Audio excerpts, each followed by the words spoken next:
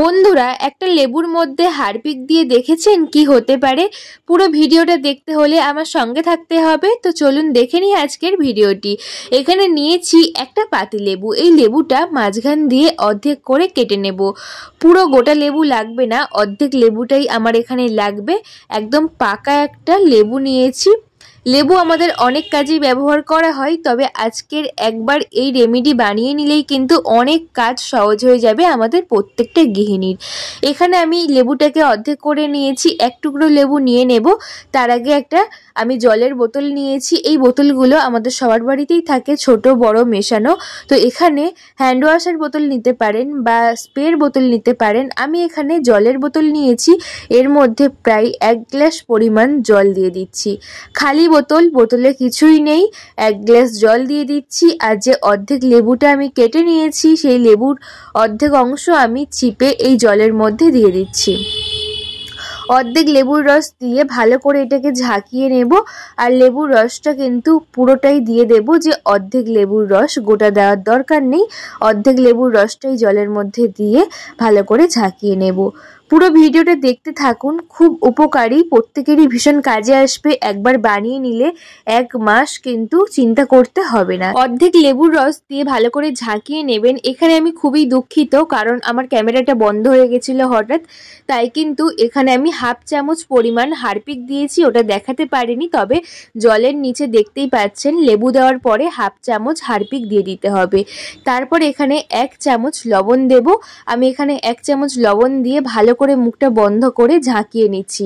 আর Harpic দেওয়ার কারণে কিন্তু একটা ফেনা ফেনারও সৃষ্টি হবে, কারণ লেবু, হারপিক আর লবণ মিশে গেছে, তাই একটা রিয়াকশন তৈরি তো হবেই। সেই জন্য কিন্তু একটা ফেনা ফেনা তৈরি হয়ে গেছে। এর মধ্যে আর একটা দুটো উপকরণ দিলেই কিন্তু তৈরি হয়ে যাবে। দিয়ে দিচ্ছি জামা কাপড় কাচার সার্ফ 1 চামচ। এই 1 চামচ জামা কাপড় কাচার সার্ফ দিয়ে দিলে কিন্তু এই রেমেডি আরও পাওয়ারফুল হয়ে যাবে, খুব সুন্দর কাজ হবে। সমস্ত উপকরণ ভালো করে আমি মিশিয়ে নিচ্ছি। হারপিকটা খুব সামান্য দিতে হবে, 1/2 চামচ। আর তারপরে কিন্তু ভালো করে মিশিয়ে নিয়েছি। দেখতেই পাচ্ছেন এটা রিয়াকশন তৈরি হয়ে গেছে। এটার মুখটা যেহেতু ফুটো করা নেই, তাই ভাবলাম কয়েকটা ফুটো করে নিই। আপনারা যদি হ্যান্ড ওয়াশের বোতল বা কোনো স্প্রের বোতল নেন, তাহলে আর ফুটো করতে লাগবে না। আমার মতো জলের বোতল নিলে বা কোল্ড ড্রিঙ্কসের বোতল নিলে অবশ্যই এইভাবে গরম একটা শিক গরম করে ফুটো করে নেবেন। এটা আমরা প্রথমেই দেখাই কি কাজে ব্যবহার করি। আমাদের প্রত্যেকেরই কিচেন স্ল্যাবটা এত পরিমাণে মাছ সবজি কাটতে কাটতে একটা আষ্টে গন্ধ ছাড়ে, মাছি ওড়ে। সেই জায়গাটা আমরা একটু স্প্রে করে ভালো করে মুছে নিলেই কিন্তু সুন্দর একটা যেমন স্মেল বের হবে, আর কোনো রকম মাছি বসবে না। চলে আসলাম বেসিনের কাছে। বেসিনে আমরা প্রত্যেকেই হাত মুখ ধুই, তবে বেসিনটা এত পরিমাণে অপরিষ্কার হয় যে আমরা এখানে কিছু একটা লিকুইড রাখি পরিষ্কার করার জন্য। এই লিকুইডটা বানিয়ে আজকে কত রকমের কাজ হয় এই ভিডিওতে আমি দেখিয়ে দিচ্ছি। এই বেসিনটা আমি পরিষ্কার করব, সবার আগে এখানে আমি এই যে লিকুইডটা বানিয়েছি ওই লিকুইডটা দিয়ে দেব। খুব ভালো হয় 10 মিনিট বা 5 মিনিট এই লিকুইডটা দিয়ে রেখে দিলে আর বেশিক্ষণ ঘষাঘষি করতে লাগে না। আমি যেহেতু ভিডিওটা বানাচ্ছি তাই আমি রাখছি না, সঙ্গে সঙ্গে ঘষে পরিষ্কার করে দিচ্ছি। আপনারা চাইলে কিন্তু 5 মিনিট বা 10 মিনিট রাখতে পারেন। দেখবেন এই রেমেডি একবার ব্যবহার করলে খুব সুন্দর হয়। আর হাতে গ্লাভস পরার দরকার নেই, কারণ খুব সামান্য হারপিক ব্যবহার করেছি আর সমস্ত উপকরণ একসঙ্গে মিশে গেছে, তাই কিন্তু আর হাতের স্কিনের কোনো তেমন ক্ষতি হবে না। এখানে আমার যে পাইপলাইন আছে একটু লক্ষ্য করবেন, এই ভিডিওতে পাইপলাইনটা পুরো কালো হয়ে আছে। আর এই পরিষ্কার করার সঙ্গে সঙ্গে এই পাইপলাইনটা কতটা সুন্দর চকচকে হয়ে যায় সেটা লাইভ প্রমাণ এই ভিডিওতে আপনারা দেখে নিন। দেখুন ভালো করে আমি পরিষ্কার করছি এই লিকুইডটা দিয়ে। তারপরে আমি দেখিয়ে দেবো যে পাইপলাইনটা কালো হয়ে থাকা পাইপলাইন কতটা সুন্দর পরিষ্কার হয়ে গেছে। আমার মনোগত হয়নি, তাই আরও একটু এই লিকুইড দিয়ে দিলাম। যদি আপনারা 5 মিনিট রাখেন তাহলে কিন্তু বারবার লিকুইড দিতে হবে না, একবার দেওয়াতেই কিন্তু এত ঘষাঘষিও করতে হবে না, সুন্দর মতো উঠে পরিষ্কার হয়ে যাবে। দেখতেই পাচ্ছেন ভালো করে আমার পরিষ্কার হয়ে গেছে। আমি জল দিয়ে ভালো করে ধুয়ে নিচ্ছি, নিয়ে দেখিয়ে দিচ্ছি যে কতটা সুন্দর পরিষ্কার হয়েছে। বন্ধুরা বাড়িতে একবার করে দেখবেন এই লিকুইডটার সাহায্যে কত কিছু পরিষ্কার করা হয়। বাড়ির সমস্ত জিনিসপত্র যেগুলো একদম অপরিষ্কার, অনেকক্ষণ ঘষাঘষি করতে হয়, সমস্ত জিনিস পরিষ্কার হয়ে যাবে। এটা আমার দেখতেই পাচ্ছেন এত সুন্দর পরিষ্কার হয়েছে, আর পাইপ লাইনটা যে কালো হয়ে গেছিল সেই কালো ভাবটা কিন্তু চলে গেছে। এইভাবে কিন্তু নরম জালি দিয়ে এইভাবে পরিষ্কার করে নেবেন। আর এই কলটা স্টিলের, তাই আমি পরিষ্কার করলাম না, তবে এই ভিডিওতে আমি দেখিয়ে দিচ্ছি যে কলটাও কত সহজেই পরিষ্কার করা যায় ছোট্ট একটা টিপস ফলো করে। সেটা আমি ভিডিওতে দেখিয়ে দেব, তাই বলছি কোথাও স্কিপ করো না, তাহলে মিস করে যাবে। অবশ্যই আমার সঙ্গে থাকো, তাহলে আজকে দেখতেই পারবে এই একটা পাওয়ারফুল রেমেডি বানালে কত কাজে লাগে।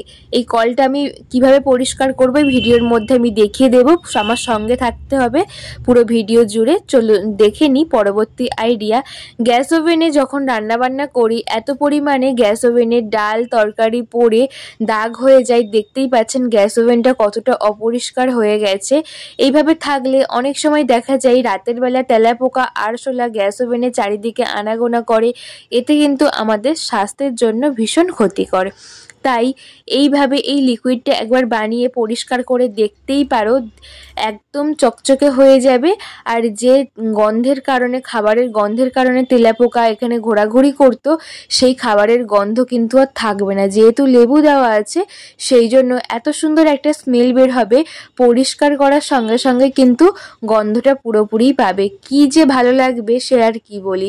এখানে টাইলসটাও কিন্তু খাবার দাবার ছিটকে ছিটকে একদম হলুদ ভাব চলে আসে, দেখতে ভীষণ খারাপ লাগে। এই টাইলসটাও সুন্দর পরিষ্কার হয়ে যাবে। আর গ্যাস ওভেনটা অনেকটাই অপরিষ্কার আছে, সেটা কিন্তু আপনারা স্ক্রিনে দেখতেই পাচ্ছেন কতটা অপরিষ্কার হয়ে গেছে রান্নাবান্না করতে করতে। আর প্রতিদিন পরিষ্কার করতে গেলে কিন্তু আমাদের অনেক ঘষাঘষি করতে হয়, অনেক ভিম জেল লিকুইড রাখতে হয়। এই পাওয়ারফুল রেমেডি দিয়েই সুন্দর করে আমি পরিষ্কার করে নিলাম আমার টাইলস। আর এইভাবে গ্যাস ওভেনটাও সুন্দর মতো পরিষ্কার হয়ে গেছে, কোনো রকম তেলাপোকা আরশোলা কিছুই আসবে না। আর দেখতেও কিন্তু খুব সুন্দর লাগবে। যে গ্লেসি ভাবটা চলে গেছিল সেই গ্লেসি ভাবটাও কিন্তু সুন্দর ফিরে আসবে। একবার অ্যাপ্লাই করবেন, এর এত সুন্দর একটা সেন্ট বের হবে সমস্ত কিছু মিশিয়ে, পরে আমাকে কমেন্ট করে এসে বলতে বাধ্য হবেন। চলে আসলাম পরবর্তী আইডিয়াতে। বন্ধুরা, আমাদের প্রত্যেকের কিচেন সিঙ্ক আছে, তবে কিচেন সিঙ্কটা এত পরিমাণে অপরিষ্কার হয়, সবসময় মাছ মাংস সবজি এই সমস্ত ধোয়ার কারণে কিচেন সিঙ্কটা অসম্ভব পরিমাণে অপরিষ্কার হয়ে যায়। আমরা বুঝতেই পারি না এই কিচেন সিঙ্কটা কীভাবে পরিষ্কার করবো। বাধ্য হয়ে অনেকেই আছি অনেক সময় হারপিক ডাইরেক্ট দিয়ে দিই, তার ক্ষেত্রে দেখা যায় 1 মাস পরে কিচেন সিঙ্কটা একদম কালো হয়ে যায়। যেহেতু এটা স্টিলের হয় সেই কারণে আমরা শক্ত কোনো স্কচব্রাইট দিয়ে ঘষাঘষি করি, একটা বাজে দাগ চলে আসে। পরক্ষণে আমরা খেয়াল করি যে সত্যি কিচেন সিঙ্কটা আরও কিন্তু বাজে দেখতে হয়ে গেছে। তাই একদম ঘরোয়াভাবে এই লিকুইডটা বানিয়ে রাখলে কিন্তু আমাদের যখন ইচ্ছা আমরা এই সমস্ত জিনিস পরিষ্কার করব। দেখতেই পাচ্ছেন আমার টাইলসটাও যেমন অপরিষ্কার হয়েছে, আমার এই কিচেন সিঙ্কটাও কিন্তু এইভাবে অপরিষ্কার হয়েছে। আমি এখানে একটা স্কচব্রাইট দিয়ে ভালো করে একটু হালতো করে ঘষে নিচ্ছি, যে হলুদ হয়ে যাওয়া, কস পড়ে যাওয়া, আয়রন জমে যাওয়া আমার কিচেন সিঙ্কটা কিন্তু একদম সাদা ধবধবে হয়ে যাবে। শুধু যে কিচেন সিঙ্ক তা না, অনেক সময় আমাদের চিমনিটাও তেল কালি হয়ে যায়, সেই চিমনিও পরিষ্কার করতে পারবে এই লিকুইডটা একবার বানিয়ে নিলে। দেখতেই পাচ্ছেন তাহলে 1 গ্লাস জল দিয়ে শুধুমাত্র এই একটা লিকুইড বানালে আমাদের সংসারের কতগুলো জিনিস পরিষ্কার হয়ে যাচ্ছে, আর কত সুন্দর পরিষ্কার হচ্ছে। বেশিক্ষণ ঘষাঘষিও করতে লাগছে না, কিছুক্ষণ একটু ঘষে নিলেই কিন্তু এই লিকুইডটা দিলেই সুন্দর পরিষ্কার হয়ে যাচ্ছে। আমি এখানে টাইলস, এই সিঙ্ক সমস্তটাই পরিষ্কার করে ভালো করে জল দিয়ে ধুয়ে ফাইনাল রেজাল্ট আমি দেখাচ্ছি যে কতটা সুন্দর পরিষ্কার হয়েছে। বন্ধুরা, আজকের আমার ছোট্ট রিকোয়েস্ট, আজকের আমার ভিডিও আপনারা কে কোন জায়গা থেকে দেখছেন বন্ধুরা একটা কমেন্ট করে প্লিজ আমাকে বলবেন। আমার ভীষণ ভালো লাগে যে আমার ভিডিও কতদূর যাচ্ছে, কে কে দেখতে পাচ্ছে, আমিও কিন্তু বুঝতে পারবো। আমি টাইলসগুলোও কিন্তু সুন্দর করে এই লিকুইডটা দিয়ে পরিষ্কার করে নিচ্ছি, যেগুলো একদম হলুদ, একটা আয়রন জমে গেছিলো, একটা দাগ চলে এসেছিলো জলের। দেখতেই পাচ্ছেন হলুদ হয়ে যাওয়া কিচেন সিঙ্ক কতটা সুন্দর পরিষ্কার হয়েছে, পুরো নতুনের মতো গ্লেসি ভাব চলে এসেছে। আর টাইলসগুলোও কিন্তু সুন্দর পরিষ্কার হয়েছে। তাহলে বুঝতেই পারছেন যে এই রেমেডি একবার বানালে আমরা কতটা কাজে লাগাতে পারি, আর কত পাওয়ারফুল যে এত সুন্দর সুন্দর জিনিস পরিষ্কার হয়ে যাচ্ছে এত অপরিষ্কার হয়ে যাওয়া জিনিস। তা পরবর্তী টিপস দেখে নেব যে স্টিলের কলটা আমরা কিভাবে পরিষ্কার করব, ওটাই কিন্তু আমি দেখাবো। তার আগে আজকের আমার এই ভিডিওতে আপনারা যদি নতুন বন্ধু হয়ে থাকেন, আমার ভিডিও প্রথম দেখে থাকলে অবশ্যই আমার ভিডিও একটু উপকারী বলে মনে হলে একটা সাবস্ক্রাইব করে পাশে থাকা বেল আইকনটা প্রেস করে দেবেন, যাতে নতুন নতুন ভিডিও আসলে সবার আগে আপনাদের কাছে পৌঁছায় আর আপনারা দেখে অনেক উপকৃত হন। দেখুন এখানে আমি ভালো করে দেখিয়ে দিচ্ছি যে আমার টাইলস এবং কিচেন সিঙ্কটা কতটা ঝকঝকে হয়ে গেছে। আমরা প্রত্যেকেই চাই আমাদের কিচেন সিঙ্ক বা বাড়িঘর একটু পরিষ্কার থাকবে, যাতে আরশোলা তেলাপোকা ঘোরাফেরা না করে, আঁশটে গন্ধ না ছাড়ে, একদম চকচকে শাইনি করতে হলে এই টোটকাটি অবশ্যই করে দেখতে হবে। এখানে আমি ওই যে লেবুটা চিপেছিলাম তার খোলাটাকে রেখে দিয়েছি, এর মধ্যে আমি দিয়ে দেব একটুখানি লবণ। আমাদের রান্নার যে লবণ ব্যবহার করা হয় সেই লবণ আমি কিছুটা পরিমাণ দিয়ে দিচ্ছি। দিয়ে এই লবণটা দিয়েই কিন্তু আমি আমার যে স্টিলের কলগুলো একদম হলুদ ছোপ ছোপ দাগ পড়ে গেছে, জলের আয়রনের দাগ, সব সময় ব্যবহার করতে করতে জল বসে বসে এই রকম হলদে ভাব চলে আসে। সেই হলদে ভাব দূর করার জন্য আমি এখানে এই লেবুর মধ্যে এইভাবে কিন্তু একটুখানি লবণ দিয়ে এই হলদে ভাব দূর করে দেব। এখানে অনেকেরই একটু প্রশ্ন থাকতে পারে যে আজ পরিষ্কার করলে কালকে তো আবার হলুদ দাগ ধরবে, সেটা কখনোই হবে না। তার জন্য আরও একটা কাজ করতে হবে, সেটাও কিন্তু আমি দেখিয়ে দিচ্ছি, পুরো ভিডিওটা একটু দেখতে থাকুন। এখানে আমি যে লেবুটার মধ্যে একটুখানি লবণ দিয়ে এনেছি, সেই লেবুটা দিয়ে একটুখানি ঘষে ঘষে এই কলটাকে পরিষ্কার করব। এখানে কোনো কসবাইট ব্যবহার করার দরকার নেই, কারণ একটা বাজে দাগ চলে আসলে কিন্তু সেই দাগ কখনোই উঠবে না, আরও কিন্তু কলটা দেখতে খারাপ হয়ে যাবে। তাই এইভাবে কিন্তু লেবুর খোসাটা দিয়ে এইভাবে একটু ঘষে ঘষে পরিষ্কার করে দিচ্ছি। আর এত সুন্দর পরিষ্কার হয় সেটা বাড়িতে একবার না আপনারা ট্রাই করলে বিশ্বাসই করবেন না। বাড়িতে অবশ্যই করবেন, দেখবেন খুব উপকার আসবে। বন্ধুরা, আজকের আমার আইডিয়া প্রত্যেকটার মধ্যে কোনটা সবচেয়ে বেশি উপকারী বলে মনে হলে একটা কমেন্ট করে বলবেন। আজকের ভিডিও ভালো লাগলে লাইক কমেন্ট শেয়ার করে আমার পাশে থাকবেন, আর বন্ধুদের কাছে প্রচুর পরিমাণে শেয়ার করে দেবেন, যাতে প্রত্যেকটা বন্ধুর খুব উপকারী হয় আমার প্রত্যেকটা আইডিয়া। এখানে আমি কলটাকে পরিষ্কার করে ধুয়ে নিয়েছি। এরপরে কলটা কিভাবে অনেক দিন পর্যন্ত আর জলের দাগ হট করে বসবে না, তার জন্য আরও একটা আইডিয়া শেয়ার করব। তার আগে কলটাকে পরিষ্কার করে ধুয়ে নিয়ে তারপর একটা সুতির কাপড় দিয়ে মুছে নেব। দেখো বন্ধুরা, আমি এখানে টাওয়াল দিয়ে মুছে নিয়েছি। এরপরে একটাই কাজ করতে হবে, যার ফলে আর একটুও কিন্তু এর গায়ে জল বসবে না। আর তার জন্য পুরোপুরি পরিষ্কার করে মুছে নিয়ে নেব সর্ষের তেল। কিছুটা সর্ষের তেল গায়ের মধ্যে দিয়ে দেব।